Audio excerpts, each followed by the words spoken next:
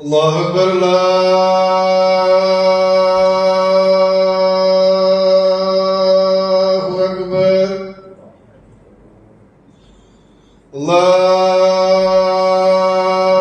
الله أكبر الله أكبر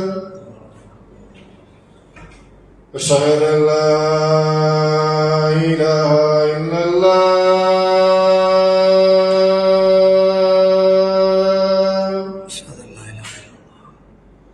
أشهد أن لا إله إلا الله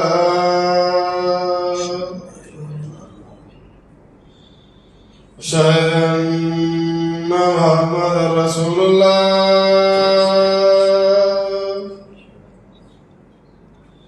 أشهد أن محمدا رسول الله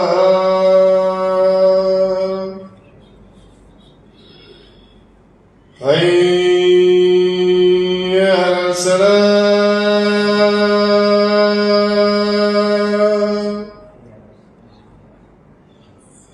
حي على السلام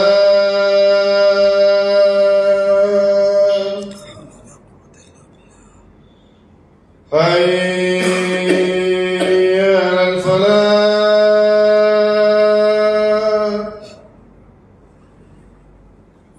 حي على الفلاح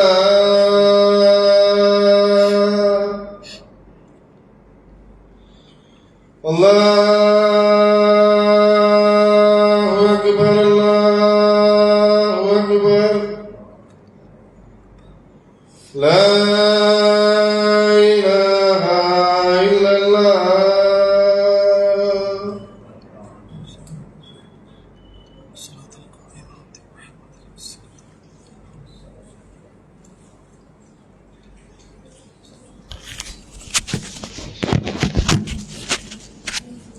الحمد لله نحمده ونستعينه من يهده الله فلا مضل له ومن يضلله فلا هادي له أشهد أن لا إله إلا الله وحده لا شريك له وأشهد أن محمدا عبده ورسوله أما بعد فقد قال الله سبحانه وتعالى في محكم تنزيله العظيم والفرقان المجيد أعوذ بالله من الشيطان الرجيم بسم الله الرحمن الرحيم يا أيها الناس اتقوا ربكم الذي خلقكم من نفس واحدة وخلق منها زوجها وبث منهما رجالا كثيرا ونساء واتقوا الله الذي تساءلون به والأرحام إن الله كان عليكم رقيبا وقال أيضا يا أيها الذين آمنوا اتقوا الله وقولوا قولا سديدا يصلح لكم أعمالكم ويغفر لكم ذنوبكم ومن يطع الله ورسوله فقد فاز فوزا عظيما يا أيها الذين آمنوا اتقوا الله حق تقاته ولا تموتن إلا وأنتم مسلمون வார்த்தைகளில் சிறந்த வார்த்தை அல்லாஹ்வுடைய வார்த்தை, வழிகாட்டுதலில் சிறந்த வழிகாட்டுதல் இறுதி தூதர் முஹம்மது நபி ஸல்லல்லாஹு அலைஹி வஸல்லம் அன்னவர்களின் வழிகாட்டுதல். காரியங்களில் விஷயங்களில் மிகவும் கெட்டது, சத்திய மார்க்கமான தீனுல் இஸ்லாமிய மார்க்கத்தில் இல்லாத நூதனமான காரியங்களை மார்க்கம் என்கின்ற அடிப்படையில் புதிதாக செய்வது, புதிதாக செய்கின்ற அனைத்தும் வழிகேடுகள் அனைத்தும் மனிதர்களை நரகில் கொண்டு போய் சேர்க்கும் என்கிற இறுதி தூதர் முஹம்மது நபி ஸல்லல்லாஹு அலைஹி வஸல்லம் அவர்கள் எந்த உபதேசத்தை செய்தாரும் இதை எச்சரிக்கை செய்தவர்களாக செய்யக்கூடியவர்களாக இருந்தார்கள் என்பதை நினைவு கூறியவனாக, அன்பிற்கினிய எல்லாம் வல்ல அல்லாஹுவின் நல்லடியார்களே, அல்லாஹுடைய மாபெரும் கிருபையினால் புனிதமிகு ரமலானுடைய மாதத்தினுடைய கடைசி நாளில் நாம் எல்லாம் இங்கு ஜும்மாவுட தினத்தில் கடமையான தொழுகையை நிறைவேற்றுவதற்காக வேண்டி இங்கு அமர்ந்திருக்கிறோம். வல்லவன் அல்லாஹுவின் வற்றாத கருணையும் அவனது பேரருளும் இந்த சத்திய மார்க்கத்தை எடுத்துச் சொல்வதற்காக வேண்டி இறைவனால் தேர்ந்தெடுத்து அனுப்பப்பட்ட எல்லா இறை தூதர்கள் மீதும் அதிலும் குறிப்பாக இறுதி தூதராக அனுப்பப்பட்ட முஹம்மது நபி ஸல்லல்லாஹு அலைஹி வஸல்லம் அன்னவர்கள் மீதும் அன்னவர்களின் குடும்பத்தார்கள் அன்னவர்களின் வாழ்க்கை நெறிமுறைகளை தங்களுடைய வாழ்நாளில் கடைபிடித்த சத்திய சீலர்களான சஹாபாக்கள், சஹாபிய பெண்மணிகள் மற்றும் நம்மவர்கள் அனைவர் மீதும் என்றென்றும் பொழியப்பட வேண்டும் என்கின்ற பிரார்த்தனையோடு என்னுடைய ஜும்மாவுடைய உரையினை நான் ஆரம்பம் செய்கின்றேன். எல்லாம் வல்ல அல்லாஹ்வின் நல்லடியார்களே, ரமதானில் நாம் பெற்ற படிப்பினை ஒரு மாத காலம் நோன்பு நோட்டவர்களாக கடமையான வணக்க வழிபாடுகளை சரிவர நிறைவேற்றியவர்களாக இரவு நேரங்களில் நஃபிலான தொழுகைகளை நாம் நிறைவேற்றியவர்களாக இந்த மாதத்தை நாம் கழித்தோம். இந்த மாதம் இன்றோடு முடிவு பெறுகிறது. இந்த மாதத்தில் பெற்ற படிப்பினைகள், நாம் பெற்ற பயிற்சிகள் இன்ன பிற 11 மாதங்களிலேயும் நம்மிடத்தில் அது தொடரக்கூடியதாக இருக்க வேண்டும். நம்முடைய கடமைகள் அனைத்தும், அது தொழுகையாக இருக்கட்டும், நோன்பாக இருக்கட்டும், அல்லாஹ் நமக்கு வழங்கிய பொருளாதாரத்தை இறை வழியில் தான தர்மங்கள் செய்வதாக இருக்கட்டும், இன்னும் எண்ணற்ற இறை கட்டளைகளை நாம் நிறைவேற்றுவது அனைத்துமே எதை பின்னணியாக கொண்டு இருக்க வேண்டும் என்று நம்முடைய மார்க்கம் நமக்கு அறிவுறுத்துகிறது. இந்த ரமதானில் நாம் எந்த பயிற்சியை நாம் பெற்றோம் என்று பார்த்தோம் என்றால், இறையச்ச பயிற்சி. இறைவனை அஞ்சிய நிலையிலே நாம் இந்த புனிதமிகு ரமலானை கழித்தோம். அல்லாஹ் ரப்புல் ஆலமீன் தன்னுடைய திருமறை குர்ஆன்ல சூரத்துல் பக்ராவில்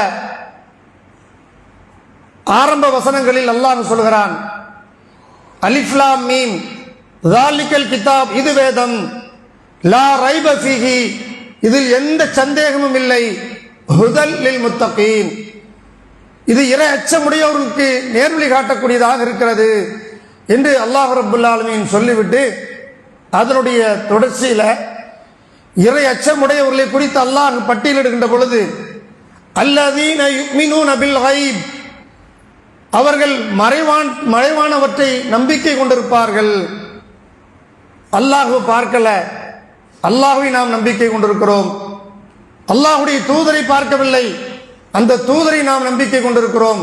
சொர்க்கத்தை பார்க்கல, நரகத்தை பார்க்கல, இப்படி மறுமை எதையும் பார்க்காமல் நாம் அனைத்தையும் நம்பிக்கை கொண்டிருக்கிறோம்.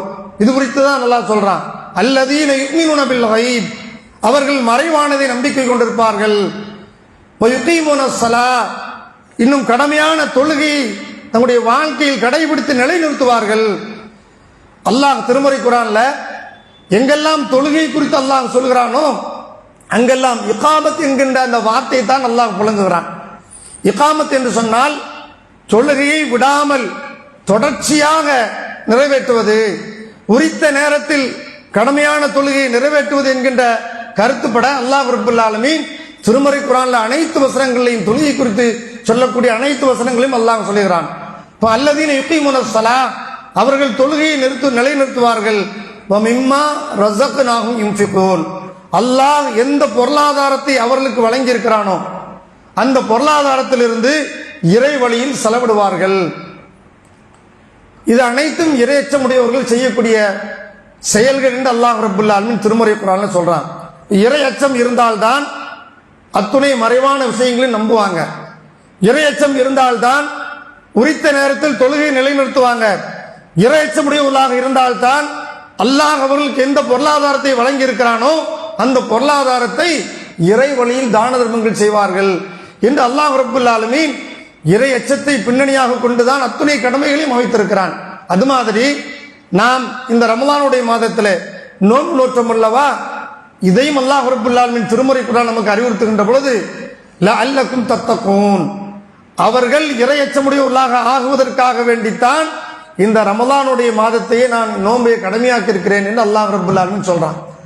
கடமைகள் அனைத்தும் அதே மாதிரி நம்ம அறுத்து பலியிடுகின்ற அந்த அறுத்து பலியிடுதலாக இருக்கட்டும், அதுவும் கூட அல்லாஹ் ரப்புல் ஆலமீன் எதை பின்னணியாகத்தான் சொல்றான், லை யனாலல்லாஹு லுஹூமுஹா வலா திமாவுஹா, வலாக்கி யனாலுஹு தக்வா மின்கும், இரத்தமோ அதனுடைய மாமிசங்களோ அந்த இறைவனை சென்றடையாது. பிறகு என்ன சென்றடையும்? யனாலுஹு தக்வா மின்கும், உங்களிடம் வெளிப்படக்கூடிய இறை அச்சம் மட்டும்தான் அவனை சென்றடையும் என்று அல்லாஹ் ரப்புல் ஆலமீன் திருமறை குர்ஆன்ல சொல்றதை பார்க்கிறோம். இப்படி கடமைகள் எல்லாம் என்ன இறை அச்சத்தை பின்னணியாக கொண்டு நமக்கு அல்லாஹ் கடமையாக ஆக்கியிருக்கிறான். ஆனால் நாம் அந்த இறை அச்சம் நம்மிடத்துல ரமதான் மாதத்துல கொஞ்சம் இருக்கிறது. ஏனைய மாதங்கள்ல அந்த இறை அச்சத்தை ஓரந்தள்ளி வைத்துவிட்டு நாம் நம்முடைய மனம் போன போக்கில் நாம் வாழ்ந்து கொண்டிருக்கிறோம். எல்லா காலங்களிலும் இறைவனை அஞ்சி நாம் வாழ்ந்தோம் என்று சொன்னால் நம்முடைய அத்துணை செயல்பாடுகளும், ஒரு மனிதன் பிறந்ததிலிருந்து மரணிக்கின்ற வரை, ஒரு மனிதன் காலையில் விழித்ததிலிருந்து இரவு தூங்குகின்ற வரை எப்படி வாழ வேண்டும் என்று இறைவன் நமக்கு கட்டளை பிறப்பித்திருக்கின்றானோ அந்த கட்டளைக்கு நாம் கட்டுப்பட்டவர்களாக நாம் நடந்து விடுவோம்.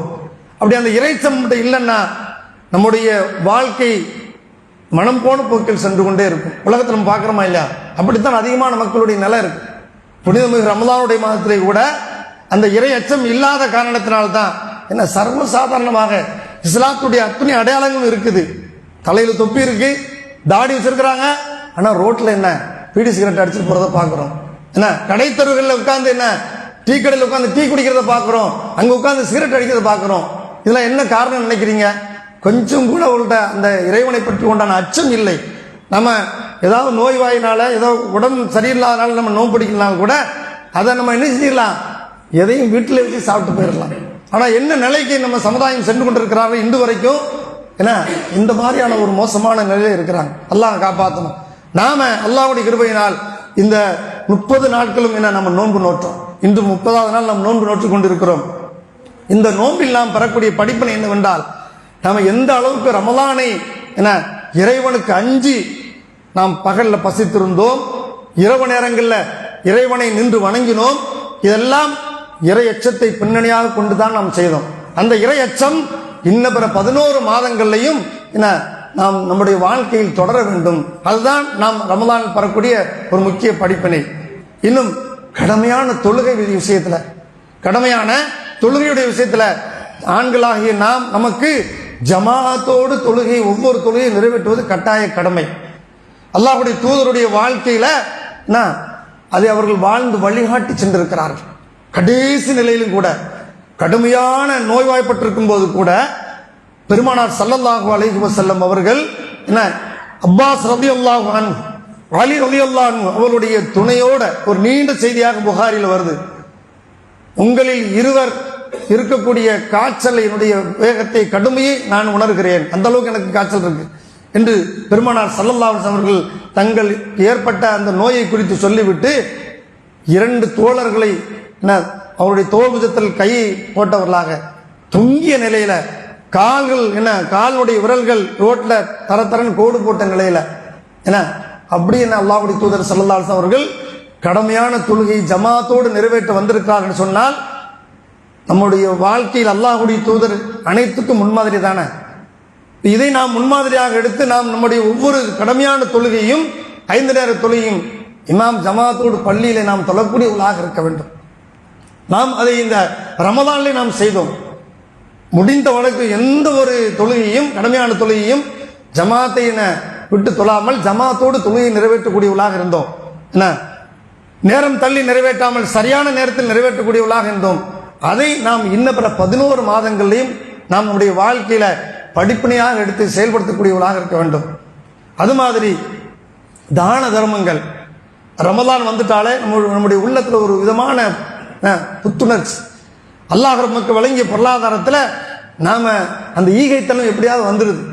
ஏதாவது நம்ம தான தர்மங்கள் செய்து கொண்டே இருக்க வேண்டும் என்கின்ற அடிப்படையில் தான தர்மங்கள் நம்ம உபரியான தான தர்மங்கள் செய்கிறோம். கடமையான ஜக்காத்தையும் நிறைவேற்றக்கூடிய மக்களாக இருக்கிறோம்.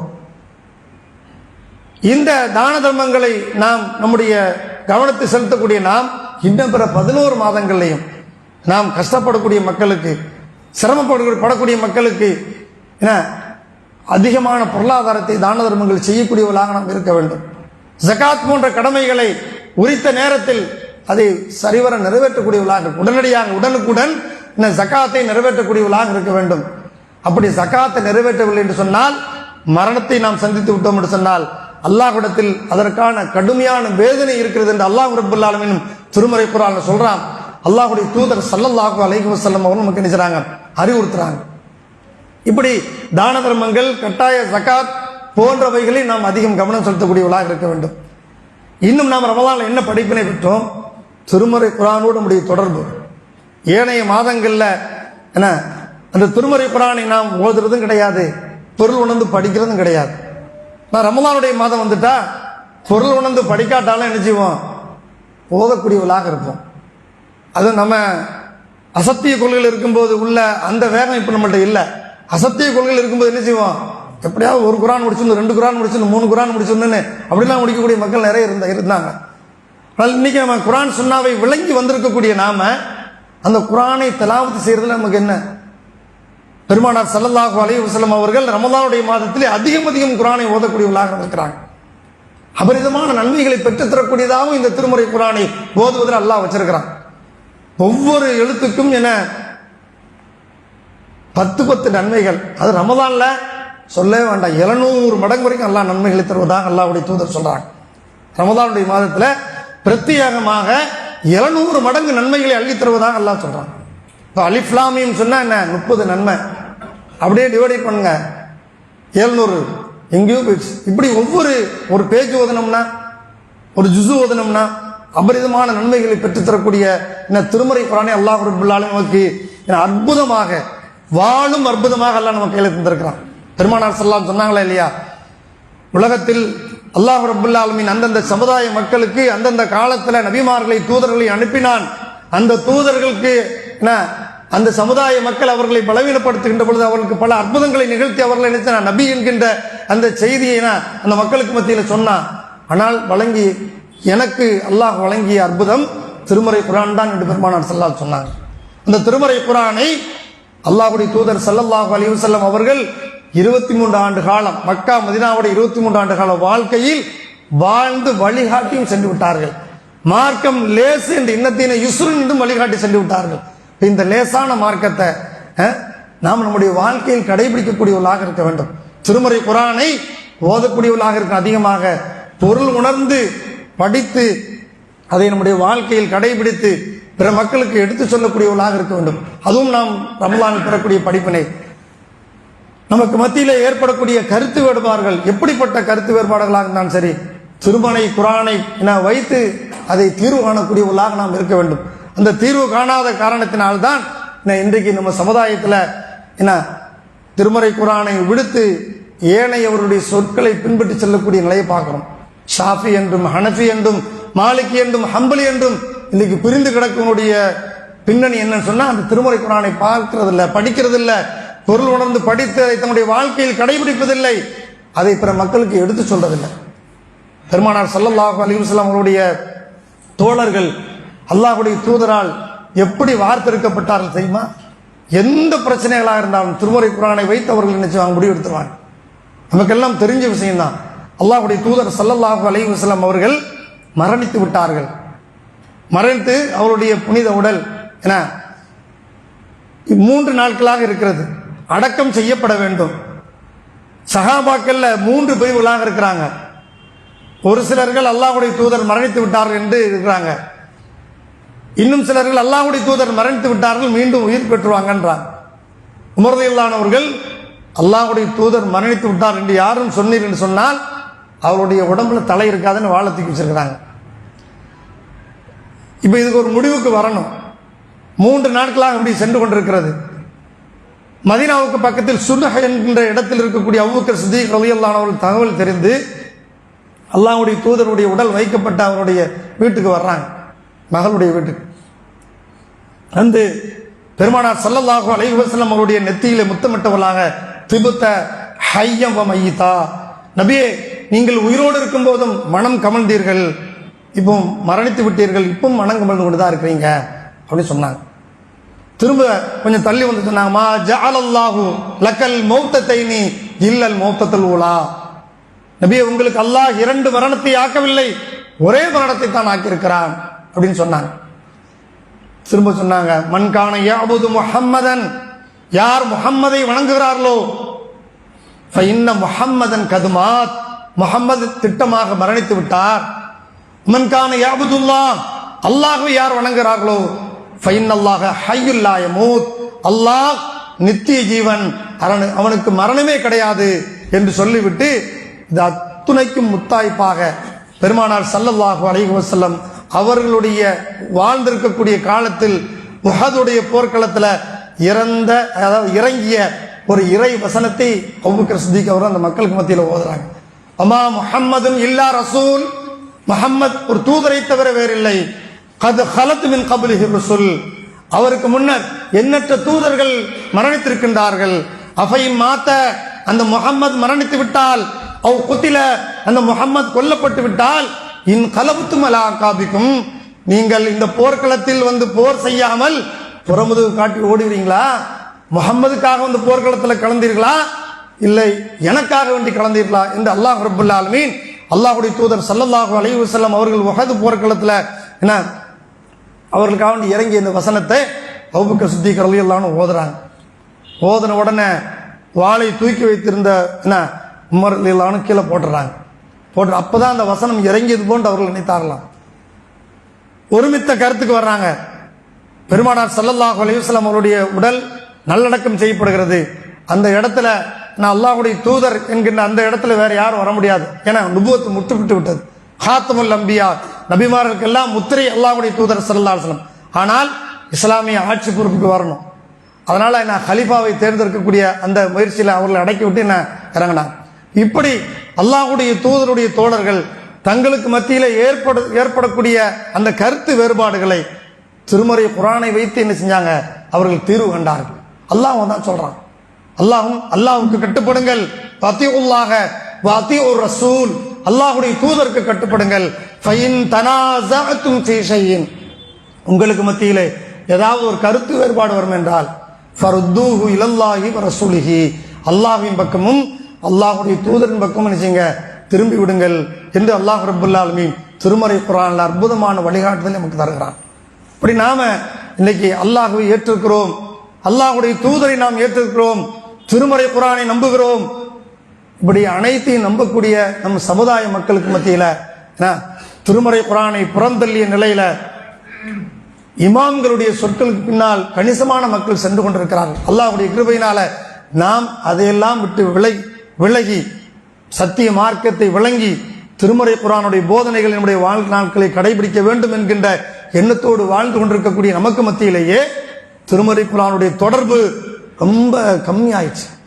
நாம் எந்த அளவுக்கு ஆரம்ப கால நிலையில திருமறை குர்ஆனோடு நாம ரொம்ப தொடர்புடையவர்களாக இருந்தோமோ இன்றைக்கு நம்ம அது இல்லாமல் போச்சு. மர்க்கசுகள் நிறைய அதிகமாயிடுச்சு. ஆரம்ப நிலையிலாம் கம்மியான மர்க்கஸில் இருக்கக்கூடிய நேரங்களில் குர்ஆனோடு நம்முடைய அனைத்து நேரங்களையும் செலவழிக்கக்கூடிய மக்கள்லாம் இருந்தாங்க. எந்த அளவுக்கு இருந்தாங்கன்னா சுன்னத் ஜமாத்தில் பெரும் பெரும் ஆலிம்கள் என்று சொல்லக்கூடியவர்தான் போய் அரபியே ஓத தெரியாதுங்க, குர்ஆனை நடையாக ஓத தெரியாது. ஆனால் அவள்கிட்ட போய் திருமறை குர்ஆனுடைய வசனங்களை எடுத்து சொல்லி ஹதீஸ்களை எடுத்து சொல்லி விவாதம் செய்யக்கூடிய அளவுக்கு அந்த விவாதத்திலே அந்த ஆலிம்கள் எல்லாம் வெட்கி தலை குனியக்கூடிய அளவுக்கு திறமைகளை வளர்த்து வைத்திருந்தார்கள். என்ன காரணம்?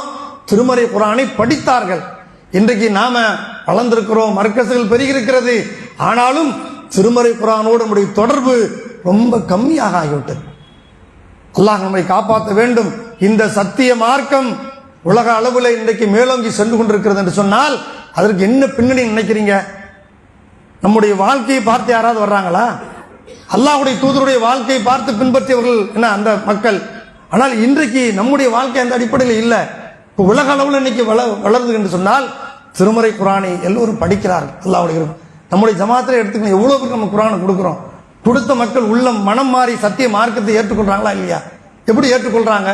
திருமறை குர்ஆனை படிக்கிறார்கள், பொருள் உணர்ந்து அதை படிக்கின்ற பொழுது அது இறை வேதம், இறைவனின் வார்த்தை என்ற ஒரே காரணத்தினால் அந்த மக்களுடைய உள்ளத்தை கவர்ந்து இழுக்கிறது.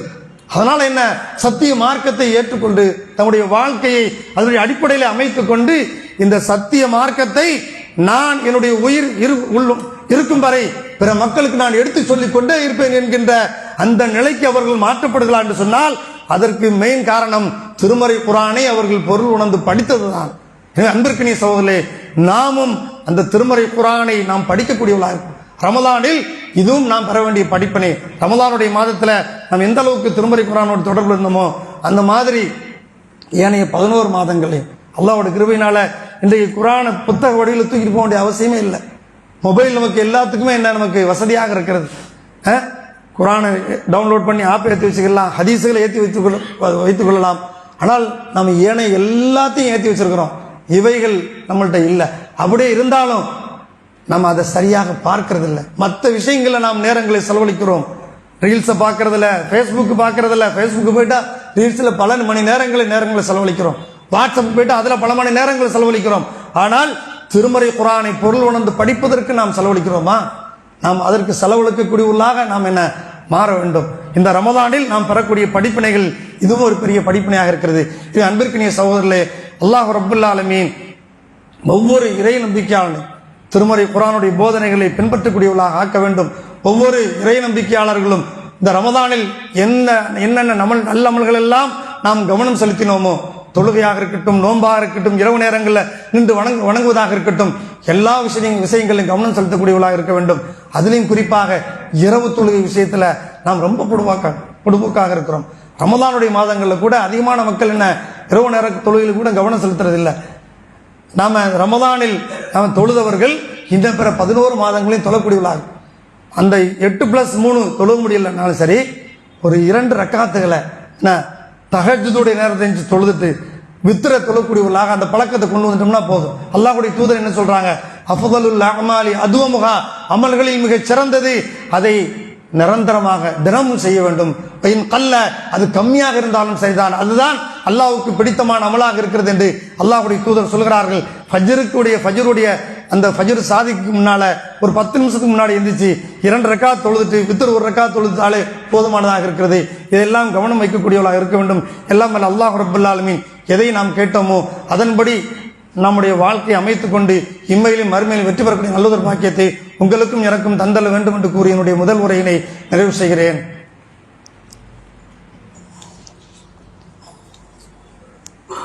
அல்ஹம்துலில்லாஹி வஹ்தா வஸ்ஸலாத்து வஸ்ஸலாமு அலா மன் லா நபிய்ய பஅத். அன்பிற்கினிய சகோதரர்களே, அல்லாஹ்வுடைய மாபெரும் கிருபையினால் ரமதானுடைய மாதம் நம்மை இன்று கடக்க இருக்கிறது. நாளைய தினம் ஈதுல் ஃபித்ர் நோன்பு பெருநாள் கொண்டாட இருக்கிறோம்.